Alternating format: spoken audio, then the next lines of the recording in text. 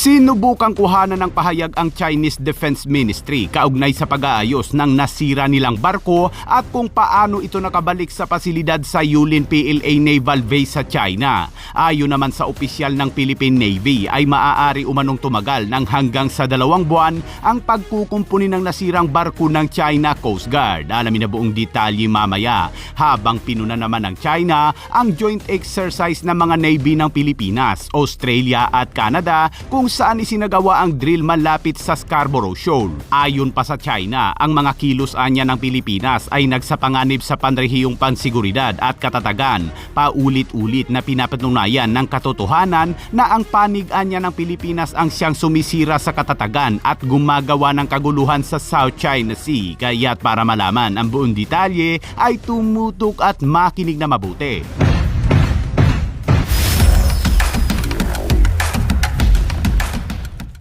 Iniulat ng Reuters na ang barko ng China Coast Guard na nasira sa isang banggaan sa West Philippine Sea noong August 11 ay nasa pantalanan ng Yulin Naval Base sa isang lungsod sa Hainan Island sa China, ayon sa satellite image na ipinakita ng Maxar Technologies. Ang mga opisyal ng China ay hindi kailanman nagkomento kaugnay sa banggaan at hanggang ngayon ay tikom ang bibig ng China dahil ayaw nitong sabihin ang tungkol sa mga pinsala at nasawi, pero sa pahayag ay Pilipinas pa rin ang sinisisi nito. Ito ang unang kilalang banggaan sa pagitan ng mga barko ng China sa West Philippine Sea sa gitna ng matagal ng tensyon sa mga pinagtatalunang teritoryo na sumasaklaw sa mga mahahalagang ruta ng kalakalan. Sinabi ng Reuters na sinubukan umano nilang kuhanan ng pahayag ang Chinese Defense Ministry kaugnay sa pag-aayos ng nasirang barko at kung mayroong anumang mga casualty at kung paano ito nakabalik sa pasilidad sa Yulin PLA Naval Base. Ngunit hindi umano tumugon ang China sa mga tanong ng Reuters.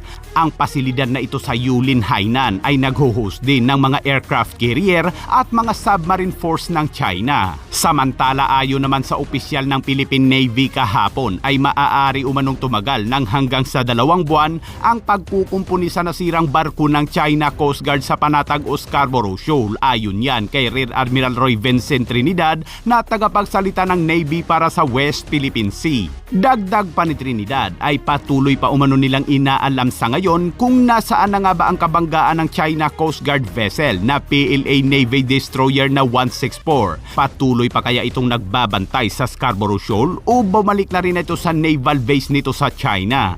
At sa ibang balita naman, sa isinagawang magkasanib na ehersisyo ng mga Navy ng Pilipinas, Australia at Canada malapit sa Baho de Masinloc kung saan itinampok sa mga drills ang mga pangunahing serial kabilang ang air defense exercise na nagpapahusay sa kakayahan ng mga kalahok na kontrahin ang simulate aerial threat sa pamamagitan ng coordinated defense measure. Layo ng mga naval forces na patatagin ang mas matibay na kooperasyon at pagsusulong sa pakikipagtulungan sa depensa sa mga bansang may kaparehong pag-iisip, ngunit tinitingnan naman ito ng China bilang isa umanong babala sa kanila. Ayon sa inilabas na pahayag ni Zhang Xiaogang, Ministry of National Defense ng China, ang South China Sea anya ay dapat na isang dagat ng kapayapaan, pagtutulungan at pagkakaibigan. Ang panig ng Pilipinas gayunpaman ay paulit-ulit umano na nanliligaw ng impluwensya mula sa labas ng mga kapangyarihan upang gumawa ng mga alon sa lugar na ito.